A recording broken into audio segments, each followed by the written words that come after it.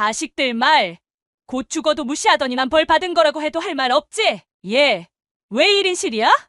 이거 비용 누가 낸다고? 내가 낼 거니까 걱정하지 마. 너, 혹시 엄마가 가기 전에 너한테만 돈 주고 갔냐? 뭐 아니 이상하잖아. 너 고깃집 장사 얼마나 한다고 언제 깨어날지도 모르는 아버지를 1인실에 모셔? 다른 데로 말해. 엄마한테 뭐 받았어? 뭐, 생전에 엄마가 막내만 싸고 돌긴 했지. 다른 아들들은 뭐, 아들도 아닌가? 헛소리 좀 그만해. 아버지 누워 계시는데 말 좀 가려서 하라고. 어머니가 나한테 주고 가신 게 뭐가 있어? 난 누나나 형들이랑 다르게 착실히 돈 벌어서 모아둔 거야. 돈 나올 구석이라곤 부모뿐인 누나랑 똑같은 수준으로 보지 마. 말하는 싸가지 하고는. 근데 이거, 사고 합의금은 좀 받았냐? 아버지 오래 누워 계실수록 합의금 올라가는 거지. 그럼 좀 더 오래 누워 계시는 게 좋은 거 아닌가? 미쳤어? 작은 형, 그거 궁금해서 온 거야? 아버지 걱정돼서가 아니라. 막내야, 가시 좀 그만 세워. 너, 혹시 아버지 재산 혼자 꿀꺽하려고 경계하는 거야? 뭐, 큰 누나, 지금 제정신으로 하는 소리야? 사연을 듣고 난 후 각자의 의견을 댓글로 남겨주시기 바랍니다. 사소한 댓글이라도 사연자분에게 큰 힘이 될 수 있습니다. 각색될 수 있고 사연자분의 입장에서 구성될 수 있습니다. 그녀는 작은 시골 마을에서 나고 자랐습니다. 어린 나이에 부모를 여의고 제 몸 하나 건사하기 위해 악착같이 살아왔습니다. 서우 씨는 고아로 태어나 성인이 되기 전까지 고아원에서 자랐습니다. 어린 시절부터 부모의 손길을 느낄 수 없었던 그는 세상의 모든 풍파를 고스란히 혼자 받아들이며 자랐습니다. 고아원 생활은 결코 쉽지 않았지만 그녀는 늘 강한 의지로 자신을 다잡고자 했습니다. 아이들은 각기 다른 사연을 안고 들어왔고 그 안에서 그녀는 다양한 성격과 배경을 가진 친구들을 만났습니다. 때론 마음이 맞는 친구들과 함께 웃으며 힘든 시간을 견뎌 나갔고 때로는 혼자서 세상에 대한 막연한 불안감을 느끼기도 했습니다. 나날이 새로운 아이들이 들어오고 또 양부모에게 입양되는 친구들을 떠나보내며 그녀는 언젠가 자신도 새로운 가족을 만날 수 있지 않을까 기대했습니다. 다른 아이들이 입양되어 떠나갈 때마다 그들을 부러운 눈길로 바라보곤 했습니다. 자신의 가족이 생겨나기를 누구보다 간절히 바랐던 그는 새로운 부모의 손을 잡고 떠나는 아이들을 보며 자신도 언젠가는 따뜻한 가정의 일원이 될 수 있기를 기대했습니다. 고아원에서 만난 동생들, 그리고 언니나 오빠 같은 친구들이 떠나갈 때마다 그녀는 늘 마음 한구석이 허전해졌습니다. 이 입양을 통해 새로운 가정을 찾아가는 모습을 보며 행복하기도 했지만 다른 한편으로는 점점 고아원에 홀로 남아가는 느낌의 아릿한 슬픔을 느꼈습니다. 가족을 향한 그녀의 애착은 그가 성장하면서 더욱 강해졌습니다. 단지 혼자가 아니라 누군가와 함께할 수 있는, 서로 의지하고 아껴줄 수 있는 그런 사람들을 곁에 두는 일이 그의 마음속 가장 큰 소원이었습니다. 그녀의 중학교 졸업식 날, 운동장에는 기쁨과 축하의 물결이 넘쳐났습니다. 꽃다발을 들고 서로를 축하하는 아이들의 모습, 아이들을 안아주며 기뻐하는 부모들의 얼굴, 그리고 다정하게 사진을 찍는 가족들의 환한 미소가 가득했습니다. 그녀는 이 모습을 바라보며 어쩐지 이방인이 된 듯한 기분에 휩싸였습니다. 그는 고운 졸업장을 손에 쥐고 단상에 올라갔지만 내려오는 순간 공허한 마음이 가득했습니다. 무대를 내려와 주위를 둘러보았지만 그를 위해 찾아온 사람은 아무도 없었습니다. 다른 아이들은 부모의 손을 잡고 카메라 앞에서 밝게 웃으며 사진을 찍었습니다. 아이들은 꽃다발을 들고 엄마, 아빠의 목에 매달리며 자랑스러워했고 부모들은 그런 아이들을 다정하게 품에 안았습니다. 그녀는 멀찍이 서 그런 장면들을 바라보며 입술을 깨물었습니다. 나도 저렇게 가족들과 사진을 찍을 수 있었다면 이라는 생각이 머릿속을 떠나지 않았습니다. 그는 혼자서 졸업장을 바라보다가 운동장 구석에 앉아 졸업식이 끝나기만을 기다렸습니다. 사람들의 웃음소리와 축하의 소리가 점점 아득해졌고 마음속에 슬픔과 허전함만이 자리 잡았습니다. 그녀는 그날 저녁 집에 돌아와서도 쉽게 잠들 수 없었습니다. 다른 아이들은 이 순간을 가족들과 기념하며 기억에 남기겠지만 그는 이 중요한 날을 홀로 보내야 했던 것입니다. 중학교 졸업식의 그 아릿한 기억은 그녀의 마음속 깊이 남아 커다란 한으로 자리 잡았습니다. 그래서 그는 어릴 적부터 따뜻한 가족을 간절히 바랐습니다.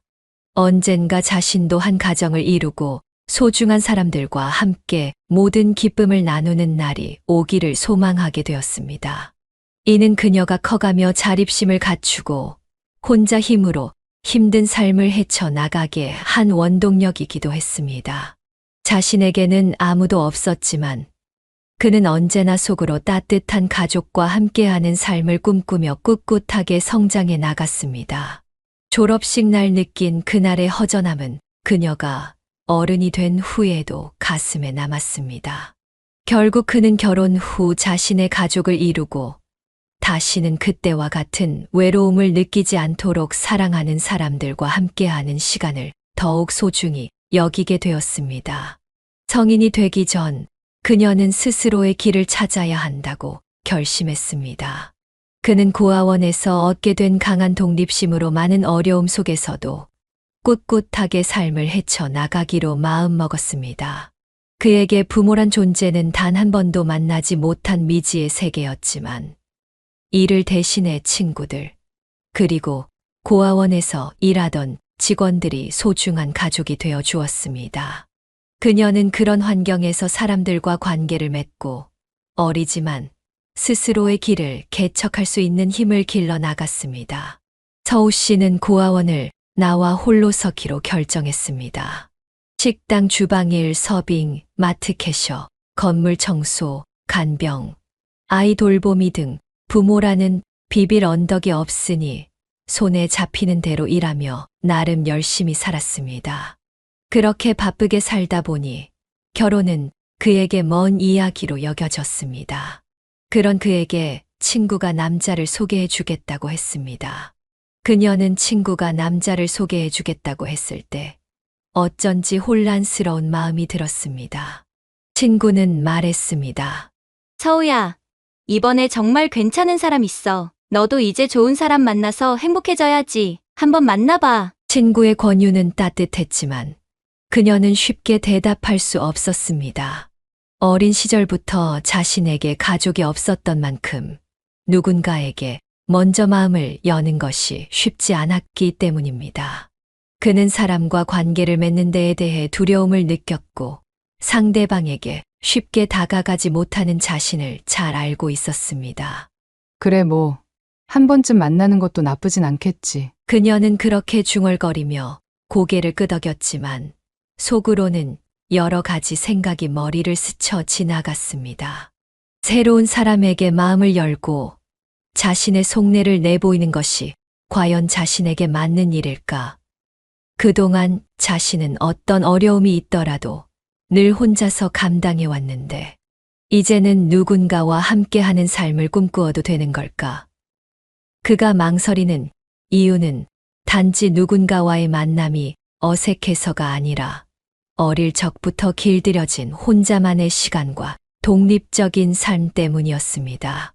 어쩌면 이 만남이 그의 고독한 삶의 변화를 가져다 줄 수 있을지도 모른다는 희망이 들면서도 한편으로는 무언가를 잃게 될지도 모른다는 막연한 두려움도 있었습니다.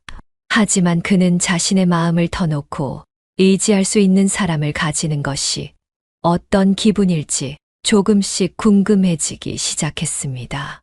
결국 그녀는 친구의 제안을 받아들이기로 마음먹었습니다. 혼자서 지내왔던 시간이 길었던 만큼 그에게 있어 이 만남은 작지만 큰 결심이었습니다. 새로운 사람을 만나는 것이 어쩌면 자신의 삶을 더 따뜻하게 만들어 줄 수도 있다고 믿어보기로 한 것입니다. 그리고 소개 자리에서 만난 지금의 남편은 정말 괜찮은 사람이었습니다. 2살 연상의 그는 좋은 인상을 가진 사람이었고, 그녀가 사는 동네와 멀지 않은 곳에서 솥뚜껑 삼겹살집을 성실하게 운영하는 사람이었습니다. 무엇보다 남편의 올곧은 심성에 마음이 끌렸습니다. 사람이 가볍지 않고 묵묵한데 옳고 그름은 똑 부러지게 따지는 뚝심 있는 사람이었던 것입니다. 그는 숨김없이 마음을 표현하며 그렇게 둘은 1년의 연애 끝에 다음 해 봄 결혼을 했고 현재 남편을 닮아 착한 아이 둘을 낳아 잘 살고 있습니다. 그러나 사람 좋은 남편과의 결혼을 쉽게 결정한 것은 아니었습니다. 한참 연애 중 결혼 이야기가 나왔을 때 그녀는 잠시 주저했습니다. 바로 남편의 가족들 때문이었습니다. 남편은 무려 딸 2, 아들 3의 5남매 중 막내였습니다. 평생 혼자 살아온 그녀에게 갑자기 교류해야 할 가족이 그렇게 많아지는 것은 다소 부담스러웠습니다. 더구나 남편이 막내라 결혼 후 시부모님을 모셔야 했고 형님과 아주버님까지 있으니 결혼에 대한 고민이 깊어졌습니다. 다행히 지금은 결혼해서 잘 살고 있지만 결혼을 결심할 수 있었던 건 바로 시어머니 덕분이었습니다. 고부 갈등이 뭔지 모를 정도로 시어머니는 그녀에게 잘해주셨습니다. 아무래도 부모 없는 며느리가 애틋하셨는지 더욱 세심하게 챙겨주고 싶어 하셨습니다. 덕분에 그녀 씨는 남편이 식당 일 때문에 함께 가지 못해도 자주 혼자 시댁을 드나들었습니다. 서우야, 왔어?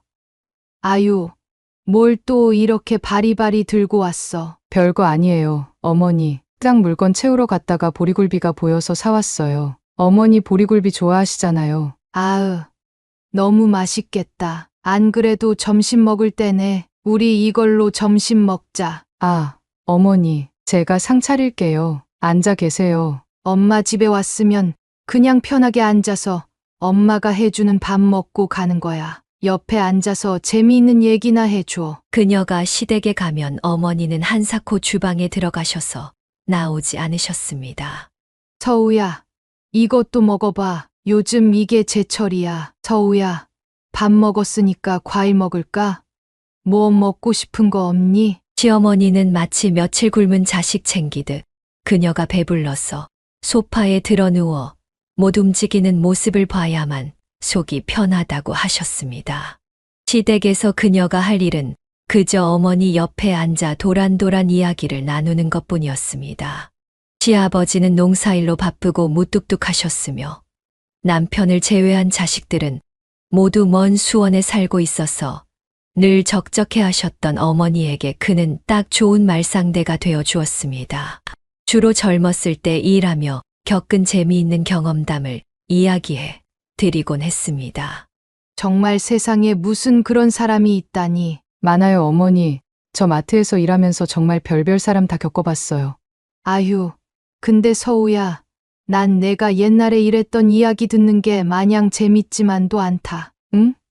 어머니, 지루하셨어요? 아니, 그게 아니고 어려서부터 안 해본 고생이 없는 게 들으면 가끔 마음이 짠해. 어린 게 기댈 곳 없이 치열하게도 살아온 것 같아서 내가 가슴 아파 죽겠어. 서우야, 이제 비빌 언덕도 생겼겠다. 마음껏 기대. 바깥 양반이 사람이 영 살갑지 않아서 어렵겠지만 나한테는 정말 엄마처럼 뭐든 다 말하고 의논하고 어리광도 부려. 알았지?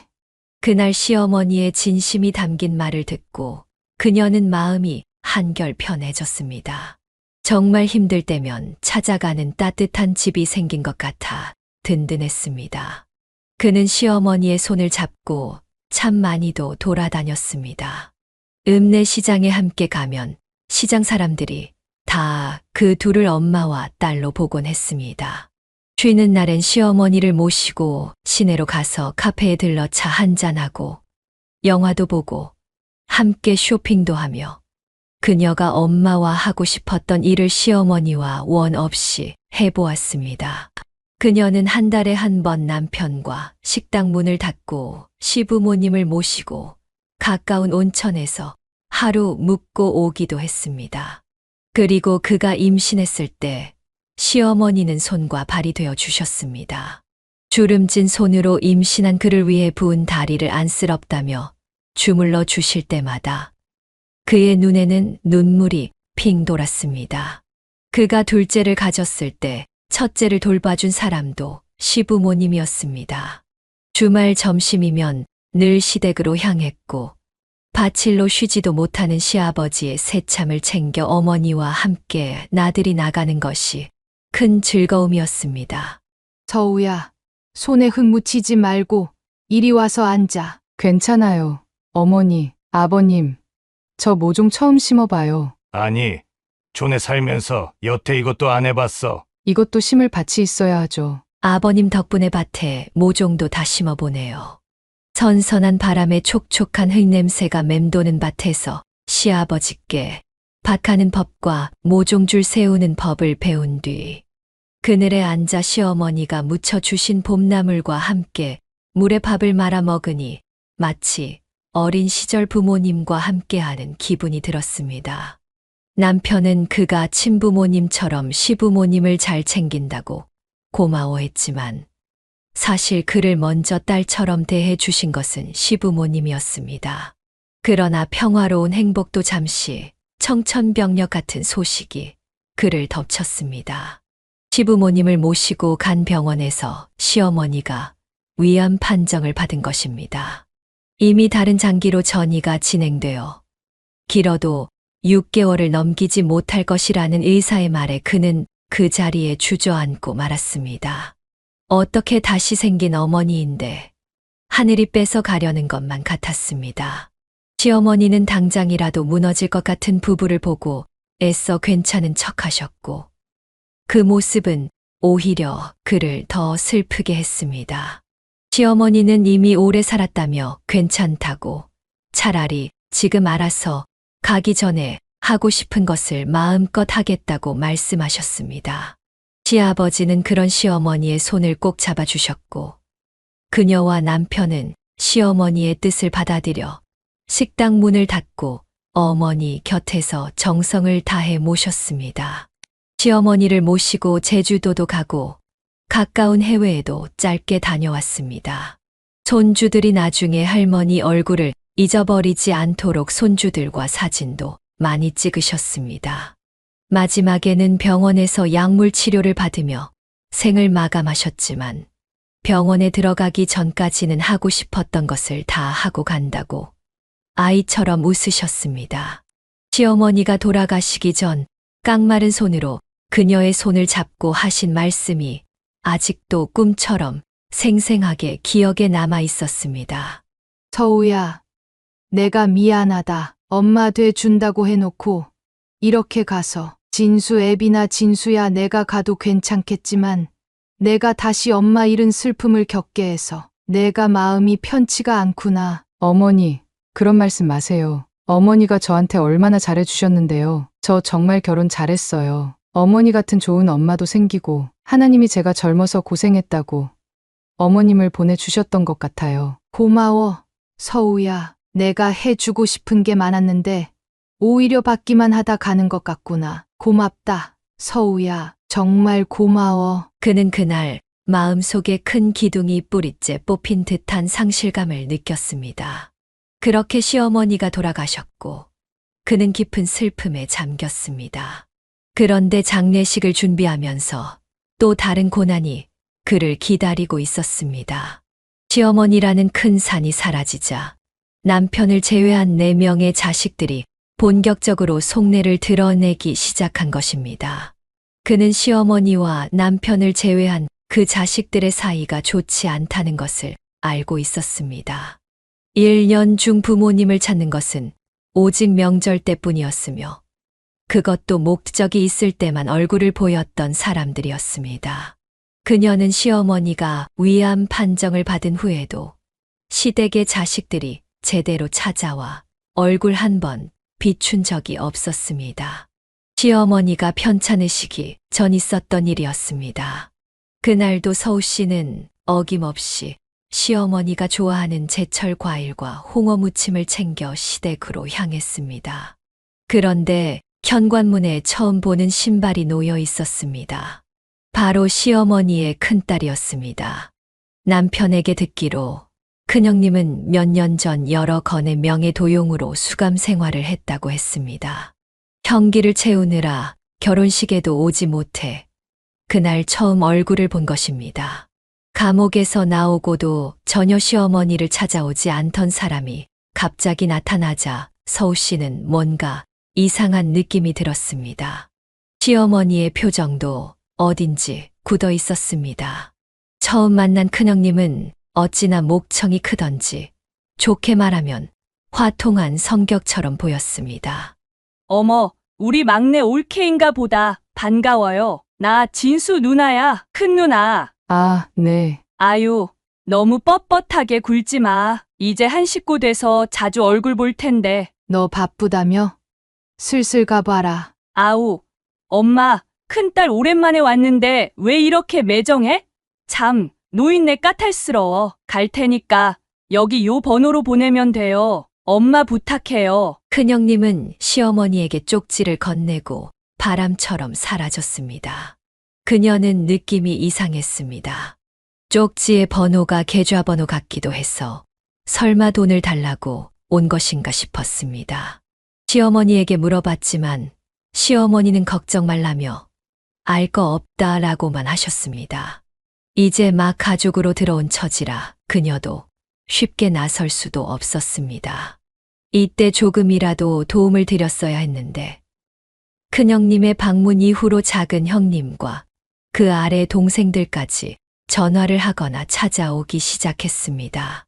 물론 모두 필요한 것이 있을 때만이었습니다. 이혼 후 노래방을 운영한다는 작은 형님은 그 노래방마저 장사가 안 되어 거의 폐점 수준이라고 했습니다. 이혼 전에는 부모님 얼굴도 잘 비추지 않던 사람이었는데 이혼 후에는 시어머니에게 매번 술에 취해 전화해 울며 하소연을 했습니다. 가끔 그녀가 시댁에 있을 때 전화를 먼저 받기도 했습니다. 시어머니가 작은 형님의 전화를 받을 때면 그래. 알아. 힘들겠지.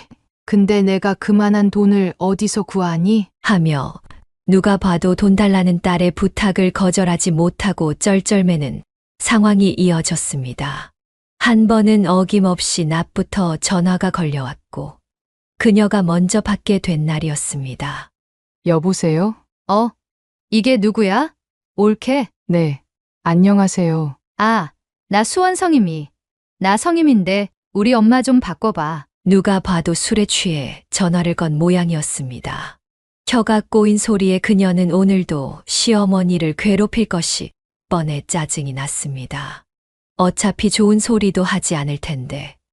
그날은 작은 형님과 시어머니의 통화를 막기로 결심했습니다. 어머님이 지금 막 식사하시고 낮잠 주무시는 중이세요. 뭐야? 깨우면 되잖아. 깨워.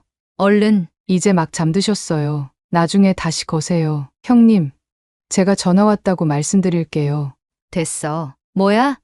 진짜 딸이 엄마랑 통화하겠다는데. 형님도 낮술 말고 낮잠 주무시고 술 깨세요. 그럼 끊겠습니다. 그는 전화를 끊었습니다.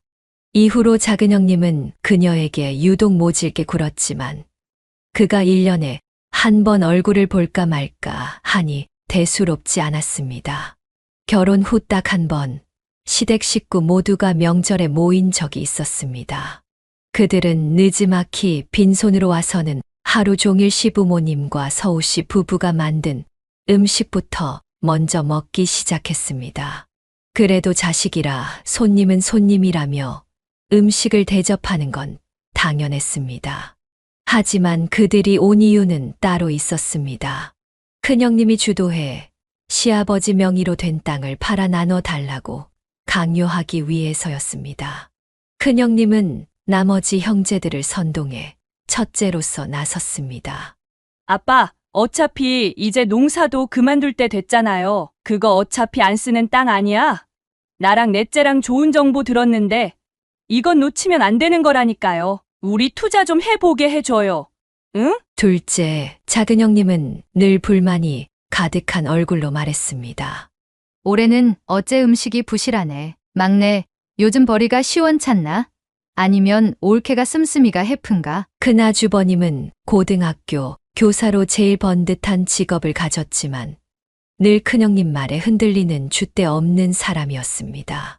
아버지, 누나 말 잘 들으세요. 어차피 앞으로 논도 제대로 관리하실지 모르는데 그리고 집안의 문제하였고 이혼 후 더 막 살고 있는 넷째, 작은 아주버님은 직설적으로 덧붙였습니다.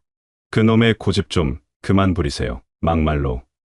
그게 다 어머니, 아버지 땅인가요?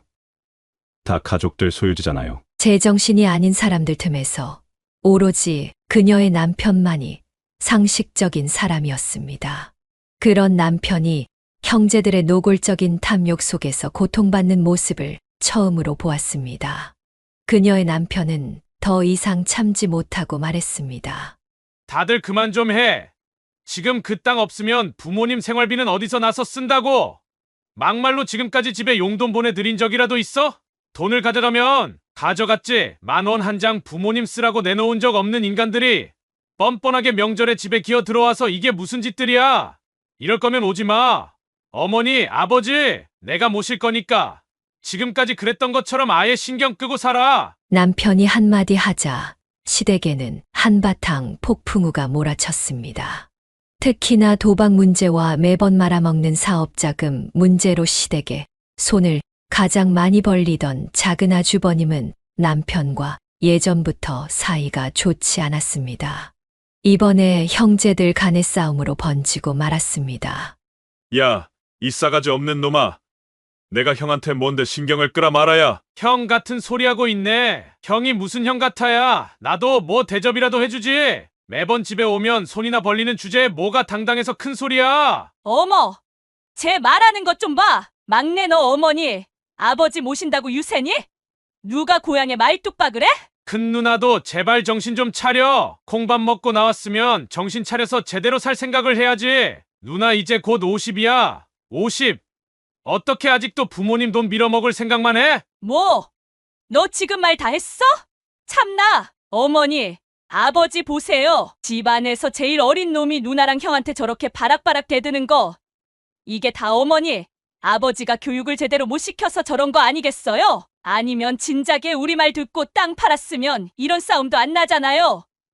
요새 사람들이 뭘 하는 줄 아세요? 돈 없는 부모는 부모 대접받아서도 안 되는 거라고요. 아세요? 뭐라고? 그 순간 그녀는 새삼 시집온 집이 꽤나 막장이라는 것을 깨달았습니다. 남편과 시부모님만 있을 때는 정말 화목했는데 시댁 식구들이 다 모이니 일일연속극 저리 가라 할 정도로 막장 드라마 한 편이 펼쳐지고 있었습니다. 하지만 막장도 막장 나름이지 어머니 장례식에 참석하지 않는 자식들이라니 그녀는 기가 막혔습니다. 큰형님은 몇 달 전에 싸게 산 항공권을 취소하기가 아깝다며 아침 비행기를 타고 해외여행을 간다고 전화로 통보했습니다. 아이고, 우리 엄마 이렇게 가서 불쌍해서 어떡해. 옳게, 내가 장례식장 못 지키니까 대신 좀 수고해줘. 형님, 아무리 그래도 하루는 오셔야 하는 거 아니에요?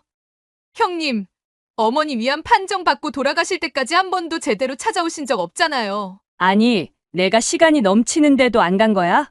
사람이 먹고 사는 게 바쁘면 그럴 수도 있는 거지. 나도 힘들어. 옳게 매일 밤낮 없이 고생하다가 이제야 사람 사는 것처럼 콧구멍에 바람 좀 쐬려고 하는데 되게 야박하게 나온다. 아니, 생판남도 경사는 못 챙겨도 조사는 꼭 챙기는 게 사람 도리라는데 이렇게 당당할 수 있는 건가요? 큰형님은 황당해서 아무 말이 없는 그녀에게 덧붙였습니다.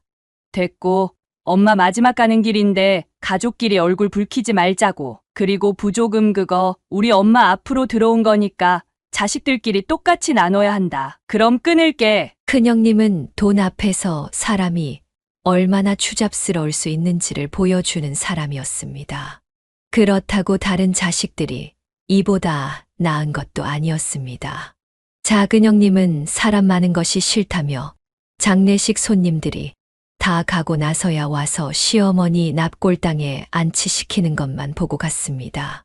처음부터 참석한 작은 아주버님은 발인식이 다 끝난 후에 설렁설렁 나타난 큰 아주버님과 함께 구석에서 부조금을 어떻게 나눌지 작당하고 있었습니다.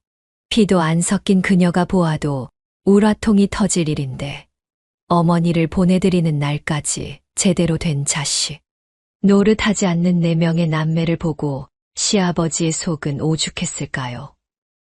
이틀 내내 조문객을 맞이하고 장례식 절차를 밟느라 녹초가 된 시아버지와 남편. 그리고 그녀는 남매들의 금수만도 못한 행동에 뭐라고 할 여력조차 남지 않았습니다. 장례식 자리도 제대로 안 지킨 인간들이 부조금은 많다며 눈을 반짝이며 득달같이 챙기는 모습이었습니다. 꾸역꾸역 똑같이 갈라서 마치 맛있는 음식을 나누듯이 집어갔습니다. 그 후로 남편과 그녀는 시아버지와 더욱 끈끈한 관계를 맺게 되었습니다. 시어머니가 계시지 않으니 시아버지가 식사를 제대로 하실까 염려되어 그녀는 매일 아침 시댁으로 출근 도장을 찍었습니다. 아침 식사는 늘 시아버지와 함께 했고 남편의 식당 일을 도와주러 가야 할 때면 밥을 꼭 챙겨 드시라고 당부했습니다. 다행히 시아버지는 기운을 차리시고 다시 농사일을 시작하셨습니다. 남편과 그녀는 매일은 아니더라도 점심시간에 짬을 내어 시아버지의 새참을 챙겨드리기 위해 노력했습니다. 그러나 불행은 겹쳐 찾아오는 법이었습니다. 식당이 한창 바쁜 저녁에 병원에서 전화가 왔습니다. 나쁜 소식은 항상 전화 벨소리부터 불안하게 들리더군요.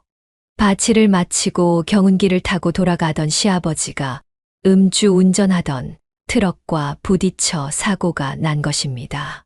그녀와 남편은 즉시 장사를 접고 병원으로 달려갔습니다. 시아버지는 안전장치가 허술한 경운기에 타고 있었기 때문에 크게 다쳐 오랜 시간 수술을 받아야 했습니다. 수술이 끝난 후에도 정신을 차리지 못하셨습니다. 의사는 머리에 충격이 커서 언제 깨어나실지 장담할 수 없다고 했습니다. 이제 막 시어머니를 보내드리고 마음이 조금 안정되었는데 이대로 시아버지마저 떠나신다면 남편과 그녀는 정말 견딜 수 없을 것 같았습니다. 담당 의사와 상담을 마치고 병원 수속을 끝낸 후 그녀는 제정신을 차리고 시댁 식구들에게 연락했습니다. 인성이 개차반인 사람들이지만 자식은 자식이기에 연락을 하는 것이 도리라고 생각했던 것입니다. 하지만 이 사람들은 연락을 받자마자 병원으로 곧장 오겠다고 했습니다. 이제야 정신을 차린 것인가. 부모님 중 한 분이 먼저 돌아가시니 이젠 좀 나아지려나 싶었습니다. 그러나 남편은 그들의 빠른 태세 전환이 꺼림칙하다고 했습니다. 그 예상은 절대 빗나가지 않았습니다. 남매들은 곧 온다고 해놓고 3일 후에야 단체로 우르르 나타났습니다. 아빠, 큰딸 왔어. 이게 무슨 일이래? 그러게 왜 다 늙어서까지 농사를 한다고 해서 이 난리야 참나. 자식들은 아직도 뻔뻔하게도 그들만의 걱정거리를 떠들어댔습니다. 그녀가 병실에 들어서자마자 자식들의 입에서 나오는 말들은 가히 가관이었습니다. 자식들 말. 곧 죽어도 무시하더니 난 벌 받은 거라고 해도 할 말 없지? 얘, 왜 1인실이야? 이거 비용 누가 낸다고? 그 말에 그녀는 정이 떨어지다 못해 치가 떨렸습니다. 남편은 병실에서 큰 소리를 낼 수 없어 화를 억누르는 듯 보였습니다. 내가 낼 거니까 걱정하지 마. 너, 혹시 엄마가 가기 전에 너한테만 돈 주고 갔냐? 뭐 아니 이상하잖아. 너 고깃집 장사 얼마나 한다고 언제 깨어날지도 모르는 아버지를 1인실에 모셔? 바른 대로 말해. 엄마한테 뭐 받았어? 뭐 생전에 엄마가 막내만 싸고 돌긴 했지. 다른 아들들은 뭐 아들도 아닌가? 헛소리 좀 그만해. 아버지 누워 계시는데 말 좀 가려서 하라고. 어머니가 나한테 주고 가신 게 뭐가 있어? 난 누나나 형들이랑 다르게 착실히 돈 벌어서 모아둔 거야. 돈 나올 구석이라곤 부모뿐인 누나랑 똑같은 수준으로 보지 마. 말하는 싸가지 하고는. 근데 이거 사고 합의금은 좀 받았냐? 아버지 오래 누워 계실수록 합의금 올라가는 거지. 그럼 좀 더 오래 누워 계시는 게 좋은 거 아닌가? 미쳤어? 작은 형, 그거 궁금해서 온 거야? 아버지 걱정돼서가 아니라. 막내야, 가시 좀 그만 세워. 너 혹시 아버지 재산 혼자 꿀꺽하려고 경계하는 거야? 뭐? 큰 누나, 지금 제정신으로 하는 소리야? 야, 우리가 모를 줄 알아? 아버지 앞으로 들은 보험이 이렇게 많은 거 너 처음부터 알고 있었잖아. 겉으로는 착한 척, 돈에 관심 없는 척 하더니 아버지 앞으로 생명보험까지 들어놓고 모른 척을 해? 작은 형님이 남편 앞에 내민 서류는 시아버지 앞으로 들어둔 보험 계약서였습니다. 사고 소식을 듣자마자 병원에 온다더니 보험 서류 찾아내느라 늦었나 싶었습니다. 그녀는 지독한 인간들이라 생각했습니다. 실제로 시아버지 앞으로 생명보험과 농업인 안전보험 등이 있었고, 그중 농업인 안전보험은 남편이 시아버지를 위해 든 보험이었습니다. 사고 소식을 듣고도 보험금과 합의금만을 생각하는 자식들의 태도에 그녀는 혀를 찼습니다. 누나, 난 아직 보험금 생각도 못 해봤고, 아버지 아직 돌아가시지도 않았는데, 무슨 생명보험 얘기를 하고 있어? 아버지 눈앞에서 꼭 이런 소리를 해야 해? 너 순진한 소리 좀 하지 마. 수술 끝나고 여태 못 일어나고 있는데 이런 일은 빨리 끝내버려야 하는 거야. 알아들어? 일단 내다 땅부터 어떻게 할 테니까. 진짜 머리가 어떻게 된 거 아냐? 아버지 수술하시고 아직 일주일도 안 지났어. 그리고 그게 무슨 작은 형 땅이야. 너 저번부터 마음에 안 드는데 너 이렇게 나대는 이유가 앞에서는 아버지 지키는 척하다가 돌아가시면 재산이랑 보험금 죄다 너랑 내 처가 가져가려고 하는 거잖아. 안 그래? 너만 아버지 자식이야? 우리도 아버지 자식이야. 그녀는 더 이상 참을 수 없었습니다. 작은 형님, 말이 너무 심한 거 아니에요? 저랑 남편이 시부모님 모시는 게 고작 돈 때문이라고 뭘 믿고 그렇게 확신하시는 건데요?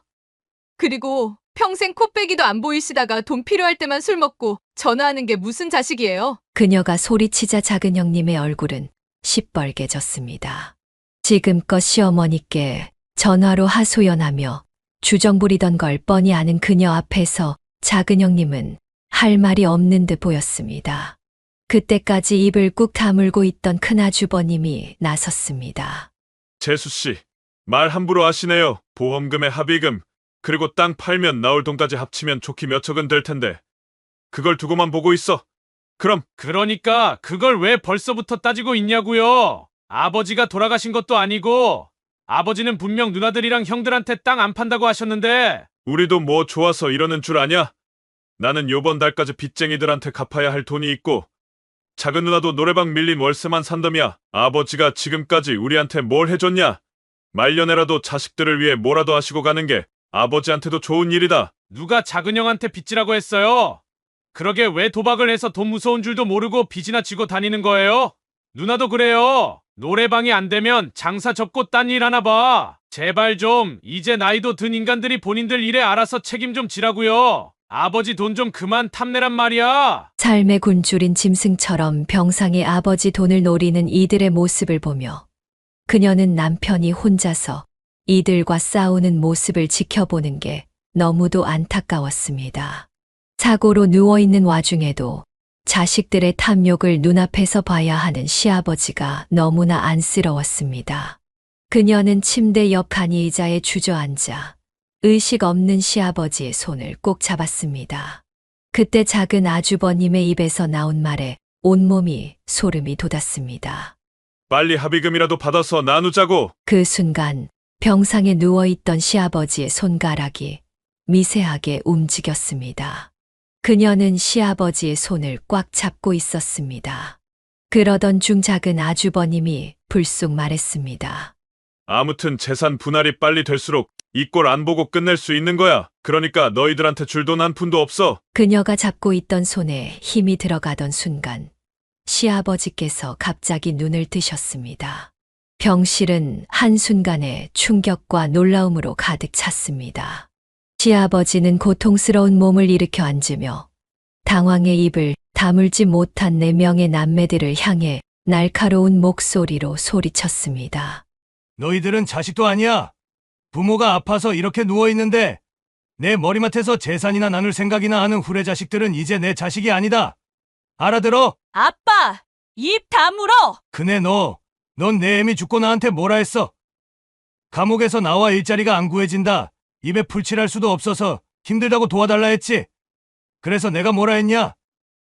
내려와서 잠깐 아버지랑 농사나 같이 하자고 했잖아. 너한테 더 많이 떼어줄 테니 자리 잡기 전까지 같이 일하자고 했어. 근데 너 그때 뭐라 했어? 필요 없다고 하더니만 다음날 와서 애비 앞에서 뭐 했는지 기억나지? 엄마 보험금 내놓으라며 안 주면 약이라도 입에 털어 넣어 죽어버리겠다고 했잖아. 기억 안 나냐? 내가 아버지 앞에서 어떻게 그딴 일까지 할 수가 있어? 이번에도 네 아비가 아프다니까 홀랑 와서 합의금이니 보험금 얘기 꺼내고 너 사람이냐? 아버지, 우리도 사정이 너무 급하니까 아버지라고 부르지도 마라. 아픈 아버지한테 돈 뜯어낼 국민화 하고 있어. 지금까지 손 벌려서 받아간 돈. 그래, 나도 너희 어미도 다 잘못했다고 생각한다. 아쉬울 때만 찾아와서 받아가던 돈 이제 없다. 당장 나가라. 연락도 말고 찾아오지도 말아라. 나도 앞으로 막내만 자식이라 생각하고 살 테니 너희 넷은 없는 셈 치고 살아. 재산 안 물려주는 부모는 부모 취급 안 하잖아. 애초에 없다고 생각해라. 아버지, 정말 이렇게 연을 끊는다고요? 고작 돈 문제로요? 그래.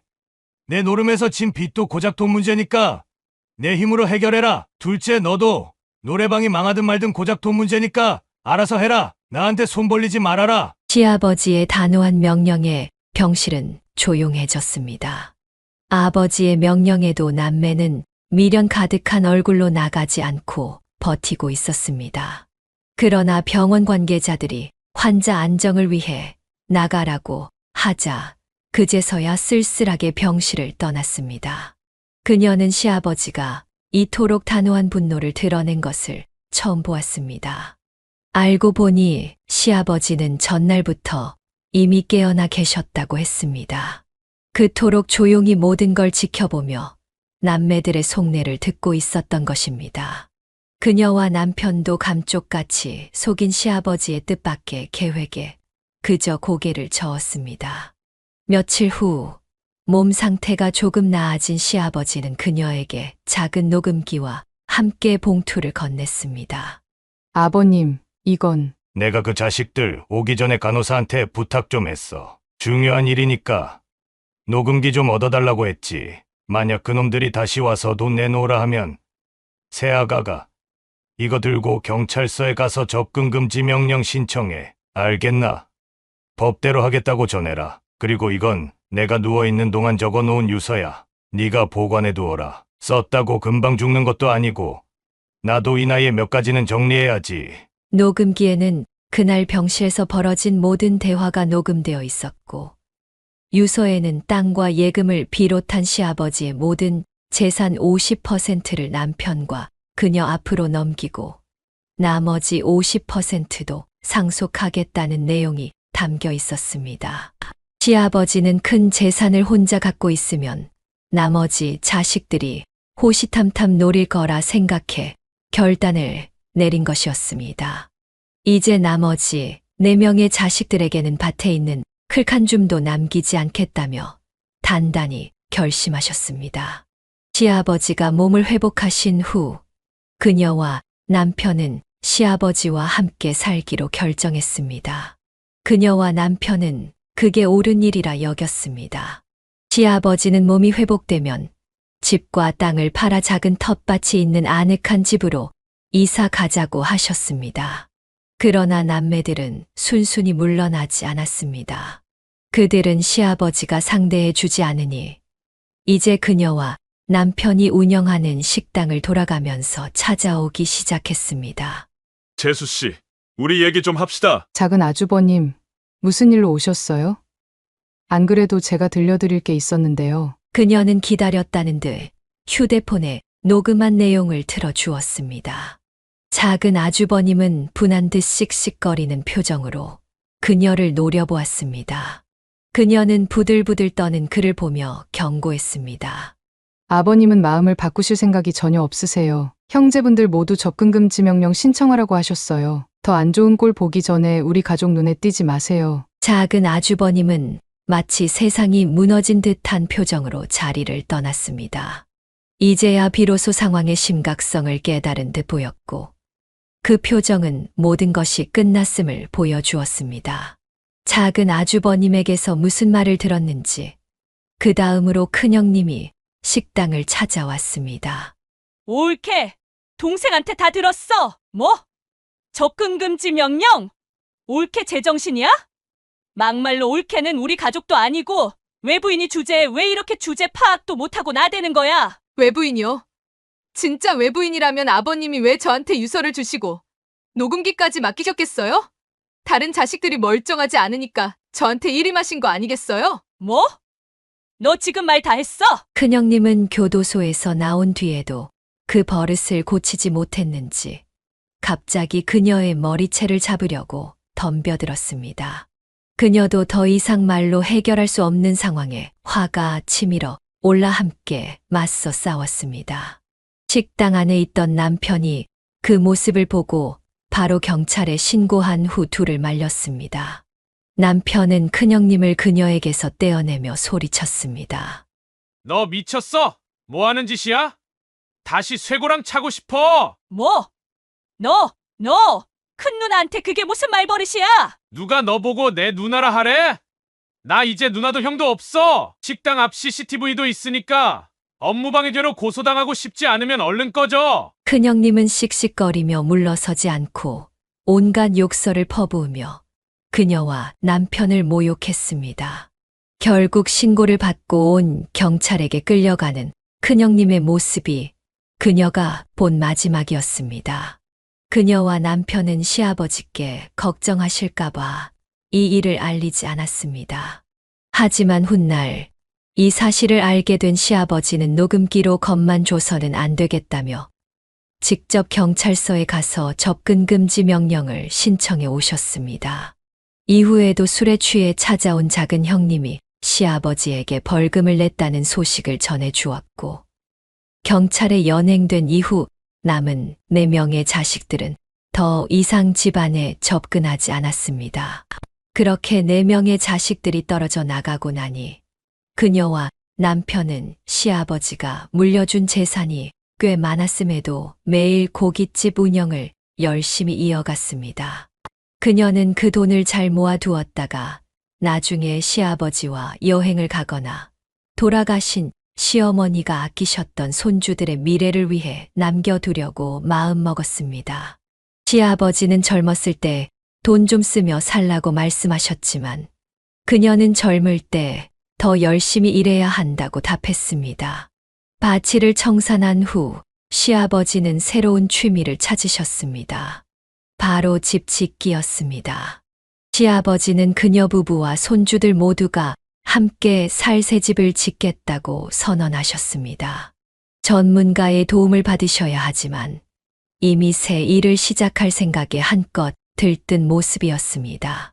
밤잠을 아끼시며 집 짓는 동영상을 찾아보는 모습은 한결 여유로워 보였습니다. 정은 예정이 좋고 집은 새 집이 좋다라는 말처럼 새로운 집에서 새로운 가족과 함께 출발하실 생각에 시아버지는 하루하루가 즐거워 보였습니다. 미운 자식들이 줄어든 자리가 허전하지 않으실까 염려했지만 그녀와 예쁜 손주들이 그 자리를 대신 채워 드릴 수 있을 거라 믿었습니다. 앞으로 그녀는 시아버지가 자식들에게 받은 상처를 보듬어 드리고 돌아가신 시어머니가 자신에게 주셨던 사랑을 더 많은 사람들에게 나눠주며 살아갈 것입니다. 여기까지가 금서우 씨 사연입니다. 금서우 씨의 마음씨가 너무 곱습니다.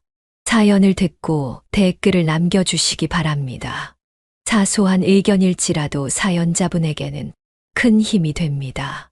노골적인 악성 댓글은 사연자분에게 상처가 될 수 있으니 삼가 주시기 바랍니다.